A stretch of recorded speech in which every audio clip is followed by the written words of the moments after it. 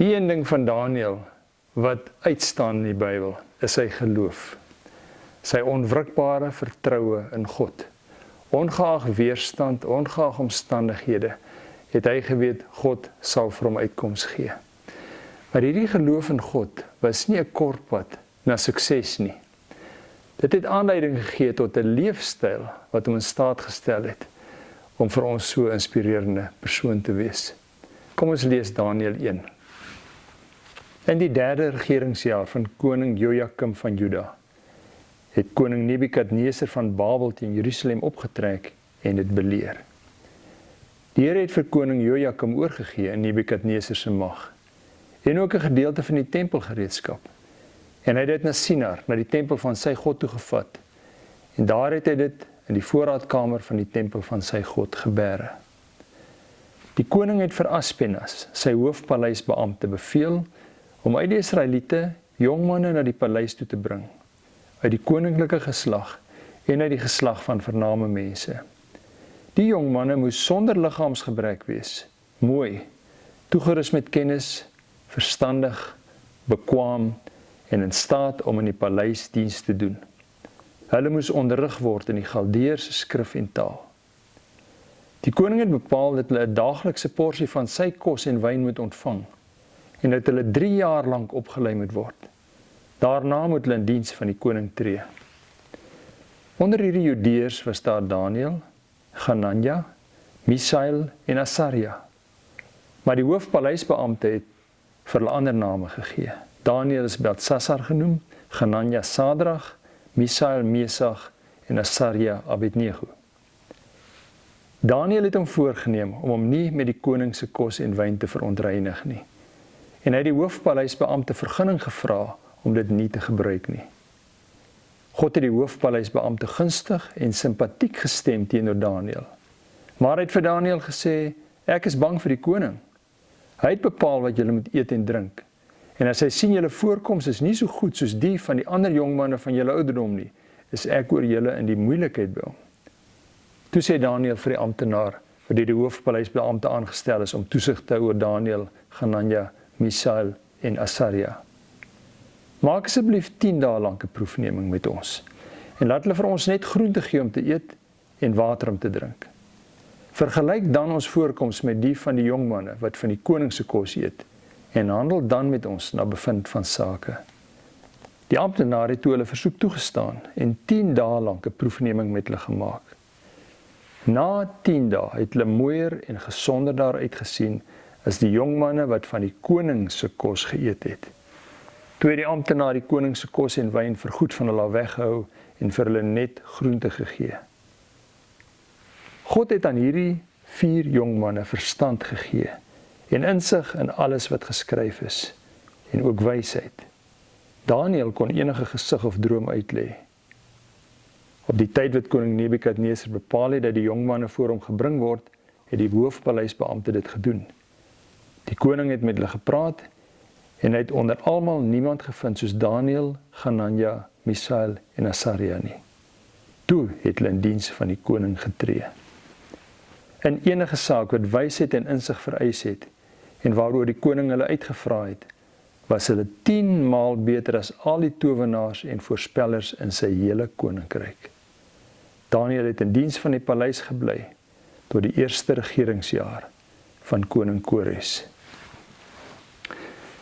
In die eerste jaar wat ek begin studeer het die universiteit uitreik gehad na Venda in Noord-Transvaal daai tyd. En ons het met die universiteitsgemeente se bus gery. Een van die busse, Tabo, daai tyd al 'n ou bus. En Tabo was maar stadig geweest, want hy was al oud geweest. So die opdraandes, en veral as hy bietjie stylerig geraak, het hy na 35, 30, 25 km/h gegaan en dan het ons maar uitgesukkel. Maar as daai Tabo afdraande kry, het daai stadige sukkelende bus verander in 'n projektiel.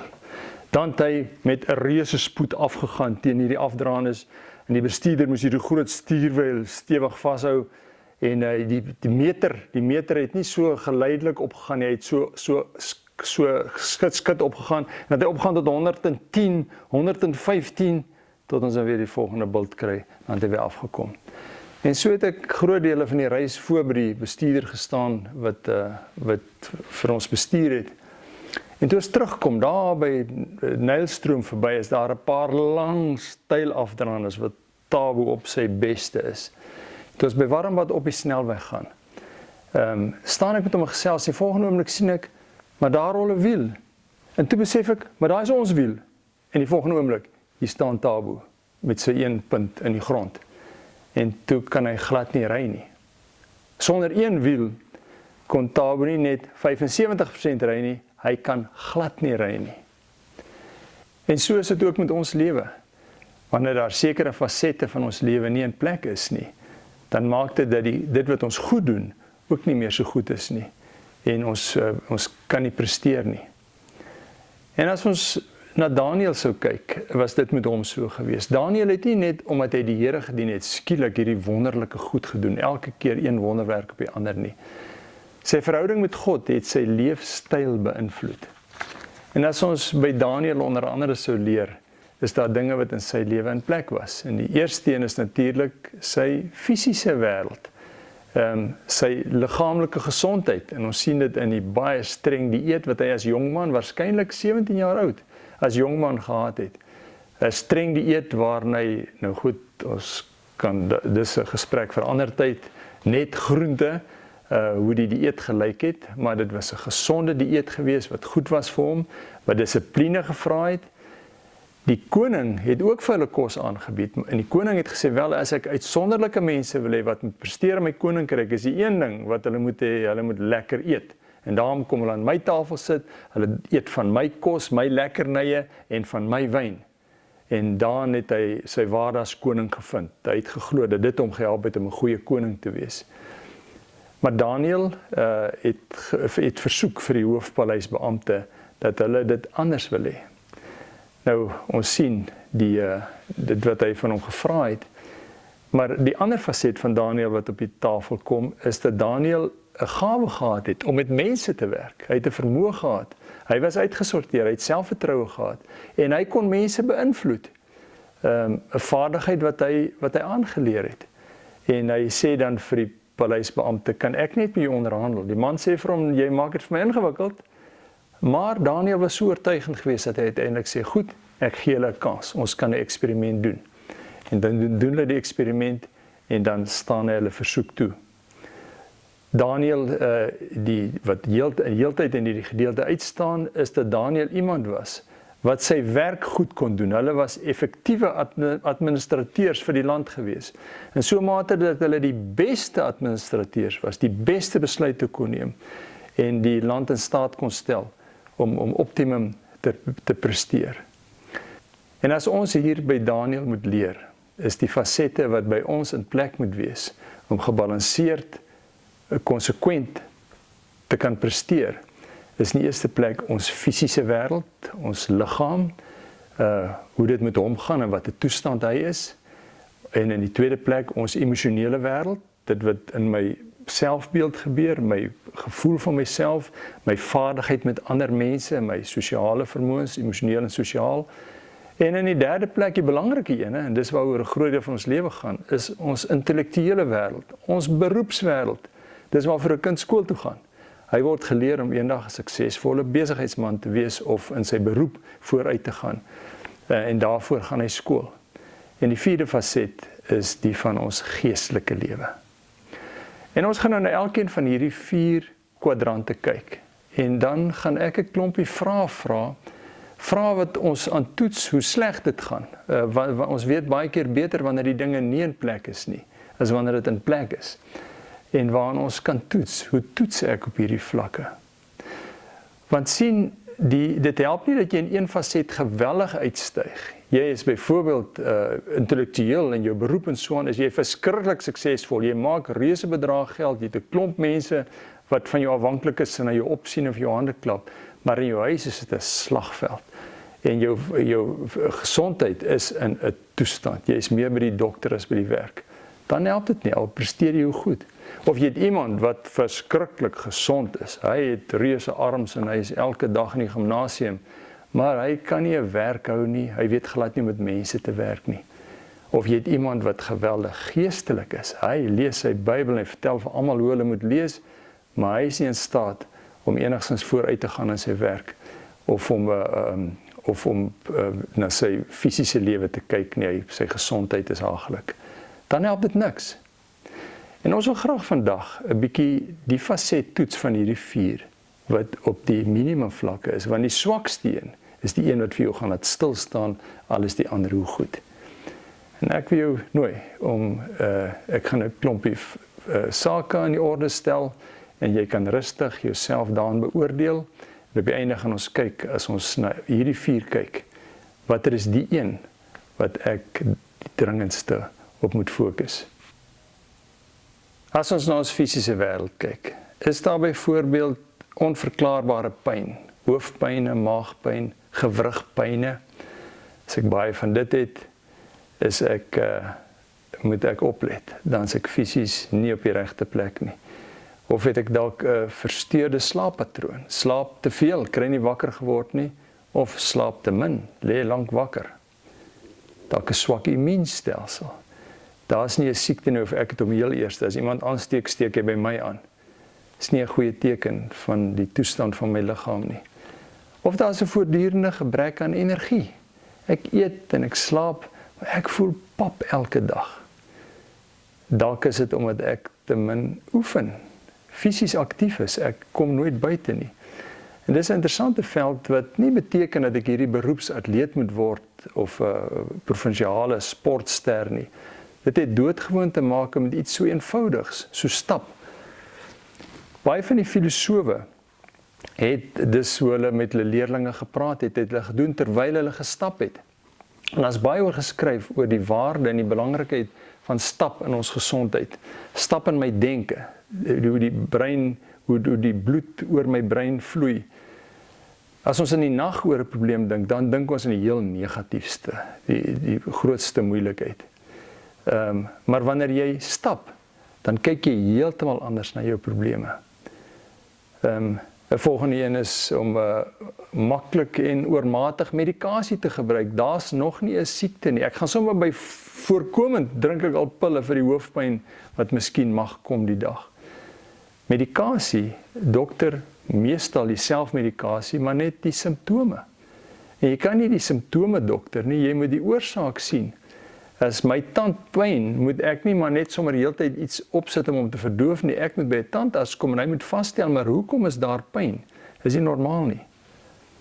'n Ander faset van ons gesondheid is ons voortdurende stryd met ons gewig. Meestal is ek te swaar, of ek is dalk vir party mense te lig. En hierdie gaan nie oor hoeveel ek weeg nie, dit het te maak met 'n rustigheid oor my gewig. Ek is tevrede met my gewig. 'n Ander faset is alkoholgebruik. Ons drink doodgewoon te veel. Of maklik te veel. En 'n regte dosis, en dis 'n bietjie skokkend, is in die orde van 'n drankie per dag. En veral nie meer drankies. Ek wil nie inhaal aan die einde van die week vir elke dag sin wat ek aan een kant gesit het nie. Te veel alkohol is sleg vir my gesondheid. Swak eetgewoontes. Daar's nie dissipline as ons eet nie. Dis maar bring die naaste pak chips wat hulle vandag gekoop het en ek lê voor die TV en ek hou aan eet, of nog 'n sjokolade. Of in die kos wat ek eet, is daar nie dissipline nie. Ek eet maar waarvoor ek lus is. 'n Ander een is kort van asem wees. Dis baie keer vir ons 'n rooi lig wat ons moet erken wanneer hy kom. Dit mag wees dat ek net so bietjie onfiks is, maar dit mag ook 'n aanduiding wees van dieper probleme. Jare gelede het ek iemand gekry wat vir my 'n kerk moes oopsluit, en dit was net so 100 meter of wat van die kerk af het hy gebly, en ek is na sy huis toe en ons stap saam kerk toe. 'n Kort entjie, nie 'n styl nie, en die man se asem, ja, geweldig, terwyl ons stap. En ek sê vir hom, "Sjoe, ek sien jy is nogal moeg." Hy sê, "Ja, ek is 'n bietjie onfiks." 'n Paar weke later is hy dood aan 'n hartaanval. Ons fisiese wêreld, in watter toestand ons liggaam is. 'n Tweede een is ons emosionele wêreld. Die belewenis wat ek van myself het, byvoorbeeld 'n swak selfbeeld. Ek is onseker van myself en dan doen ek onnatuurlike goed om weer bietjie die aansien op myself te vestig. Gereelde konflik met ander mense. Ek is bekend daarvoor dat jy moet ligloop vir my, ek wip vir my maklik. Onbeheerde woedebuie, waar as ek eers begin, kry ek myself nie gestop nie. Hoë stresvlakke. Nou, stres speel 'n belangrike rol in ons lewe en hulle praat van groen stres en rooi stres. Groen stres is stres wat my help, stres wat my beter laat presteer. Ek is gespanne voor die eksamen en ek is nou gestres en almal kan dit sien. Maar dis nie 'n probleem nie, dis deel van die lewe. Maar dan kry jy rooi stres. Dis stres wat my verlam. Stres waar ek nie kan presteer nie, waar ek nie nugter gedink kan kry nie. En baie van hierdie rooi stres veroorsaak 'n probleem in my liggaam. My liggaam skei ensieme en goed af wat my in staat moet stel om hierdie stres te kan hanteer. En dit benadeel my. Depressie, daai gevoel dat ek wil net nie aangaan nie. Nou kry jy natuurlik ook met simplistiese stel eksogene depressie en endogene depressie. Eksogeen betekenis van buite. Ek het 'n groot ding wat vir my voorlê en nou is ek neerslagtig daaroor. Ek sien nie uit vir die gesprek met die hoof of die verkeersou wat ek moet gaan sien nie. En dan het jy endogene depressie, dis van binne af. Daar's geen rede vir depressie nie, my finansies is in plek, ek werk lekker, my gesin is gelukkig. Ek het net hierdie onderliggende swartgalligheid oor my. En hy staan ernstiger. Maar ook gevaarlik in die sin dat mense depressie maklik maar net met medikasie probeer hanteer. Nou die medikasie help jou om nie so sleg te voel nie. Maar die probleem met die medikasie, hy vat ook die boonste golwe weg. So jy gaan eintlik maar heeltyd net so aan. Jy voel nie slegter nie, maar as daar mooi dinge gebeur, dan het jy ook nie groot vreugde daaroor nie. Of dat jy ander mense vermy. Nou is baie keer ons persoonlikheid om bietjie op ons eie te wees en baie mense is so. En dit is goed, en dis verstaanbaar. Maar dis nie die beste vir my nie. Navorsing wat gedoen is oor mense wat lank leef en 'n hoë kwaliteit van lewe het as hulle lank leef. Dan Boetner se navorsing het hy 10 goed. Die boonste ding van die 10 is nie jou dieet of hoeveel jy oefen nie. Die boonste ding in mense wat gelukkig bejaard word, is hulle goeie vriende. Dit is vir hulle lekker saam met mense. So of ek nou van mense hou of nie, dis nadelig vir my as ek mense maar net vermy en partykeer onnodig vermy. Gesprekke wat ek moet hê, wil ek nie hê nie. 'n verder emosionele ding is dat ek belangstelling verloor in dinge wat vroeër vir my lekker was. Ek het 'n stokperdjie geniet, ek het oefening geniet, maar ek gee nou vir niks meer om nie. Ek is nie vir my lekker nie. Of dat jy algemene gevoel het van leeg en hartseer wees. Jy's konstant eintlik ongelukkig. Of besluiteloosheid. Jy moet 'n besluit neem, maar jy's so bang jy maak 'n fout dat jy net nooit daartoe kom nie. Of 'n algemene gevoel van onsekerheid of bangheid. Dis nie 'n teken dat my emosie in plek is nie. En ons kan ons daaraan toets. Die volgende een is ons intellektuele wêreld. Dis die wêreld van ons loopbaan in ons skool. En rooi ligte daar vir ons is natuurlik wanneer ons verveeld is met ons werk. Dit daag my nie uit nie. Ek sit tyd in omwens. Ek sit op my selfoon en speel terwyl ek by die werk is. Geweldige rooi lig. Of ek ontwikkel niks nuwe vaardighede nie. Ek gaan maar net elke dag deur die sleur van dit wat ek moet doen. En daar's nie 'n plan vir my om meer te leer of van my werk om my op 'n kursus of 'n ding te stuur nie. En ek bly maar net waar ek is. Ek stel my nie bloot aan nuwe inligting nie. Ek lees nie. Ek het nie 'n faset wat ek bietjie wil ontwikkel en op my eie wil ontgin nie. Ek het geen stokperdjies nie. Stokperdjies is dit wat ek doen in my vrye tyd tussen my werk deur. Dit stel my juis in staat om lekker te kan herstel en reg te wees om weer te kan werk. En dis wanneer wat ons stokperdjies betref, daai ou kar wat ons onder die seil laat lê, wat ons wil regmaak, of ons musiek of ons skilder 'n bietjie opknap. Gebrek daaraan is nie 'n goeie teken vir my beroep nie. Of om net sommer voor die TV te lê. Ek is nou moeg en ek gaan lê net daar, doellose TV kyk, ek kyk maar wat kom op die kanale, of ek druk sommer die kanale, partykeer het ek bietjie meer energie, dat ek dit daarom kan doen, maar ek sit maar daar voor die TV vir 'n paar ure, voor ek gaan slaap of wat ook al. Of om verveeld te wees, ek weet nie wat moet ek nou doen nie. Dis nie 'n goeie teken vir beroepssukses nie. Of ek geniet bloot nie my werk nie. Ek gaan maar deur die sleur. Ek gaan werk toe en ek is ongelukkig 'n bietjie vas in 'n loopbaan en ek moet ek moet maar net die goed doen. 'n Syfer word genoem van tot 75% van mense is ongelukkig in hulle loopbane. Maar hulle is nou in 'n proses waar hulle soveel geld verdien, hulle kan nie maklik 'n skuif maak nie. Verder een is dat ek nie take afgehandel kry nie. Ek het 'n klomp planne om goed te doen, maar ek kry nooit klaar nie. Ek pak goed aan wat ek nie afhandel nie. 'n Gebrek aan kreatiwiteit en doelgerigtheid. Ek kom nie met nuwe idees nie. Ek is nie oop vir nuwe idees nie. Ek is nie opgewonde oor goed wat nie gedoen kan word en ons kan vorentoe vat nie. En laaste een daar. Ek neem gereeld verkeerde of swak besluite. Ek leer nie uit my lesse nie. En die vierde kwadrant is ons geestelike wêreld. En daar byvoorbeeld kan ons kyk na ons stilte tyd, hoe ongereeld dit dalk is, dalk is dit glad nie, dis heeltemal afwesig, of dalk doen ek maar net my plig. Ek gaan sit en ek lees my Bybel, ek maak hom toe en ek gaan aan. Of dat mens nie seker is van jou kindskap van God nie. Jy het nie selfvertroue as jy na die Here toe gaan nie, en jy wonder, doen ek genoeg? Is hy nie dalk besig om my te straf nie? Of jy het geen geestelike deursettingsvermoë nie. Jy neem besluite oor jou geestelike lewe en oor jou geestelike dissiplines, wat jy wil lees en wanneer jy wil bid. Maar as jy weer sien na 'n paar dae, dan gebeur dit ook nie meer nie. Of dat jy voel dat jou lewe sonder betekenis is. Jy gaan maar deur die sleur. Jy beleef nie dat die Here jou gebruik om 'n verskil te maak in ander se wêreld nie. Of dalk voel jy geestelik uitgeput en oorlaai. Jou geestelike lewe is eintlik vir jou 'n las. Jy gaan kerk toe, maar dit voel net vir jou of jy net al jou vreugde wegneem.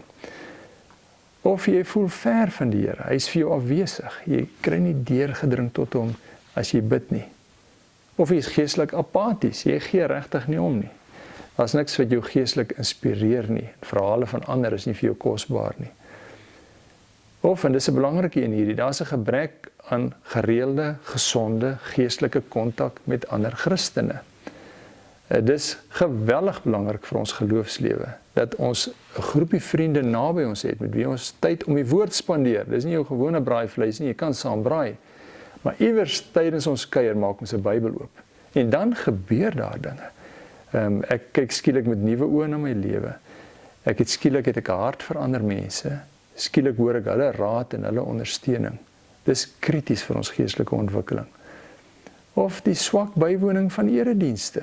Partykeer kan ons nie 'n erediens bywoon nie, maar daar's talle kere wat ek nie eens dink om te gaan nie. Ek wil sommer net bietjie in lê vandag. Ek wil net sommer 'n bietjie afvat. Is nie goed vir my geestelike lewe nie. Of dat daar nie 'n geestelike koers is nie. Ek het nie geestelike leesstof nie. Fasette wat ek wil ontgin nie. Goed dat ek dalk op die internet gaan kyk nie.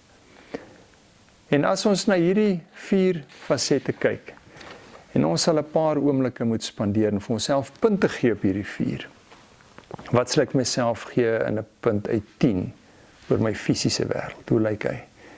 Oor my emosionele wêreld, oor my beroepswêreld, my intellek en oor my geestelike lewe. En kom ons gee 'n paar oomblikke waar ons nou in stil gebed voor die Here sit en na die faset kyk wat die swakste is. Die een wat eintlik veroorsaak dat hoe goed die ander ook al is, ek hulle waarde nie na wense kan gebruik nie. As nou geleentheid om stil te word.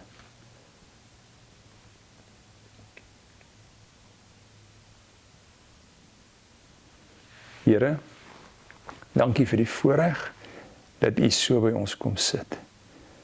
En dat wanneer ons ver van U is en ons kanse nie gebruik nie, U nooit ver van ons is nie. Maar ons sien U nie, ons hoor U nie, ons beleef U nie.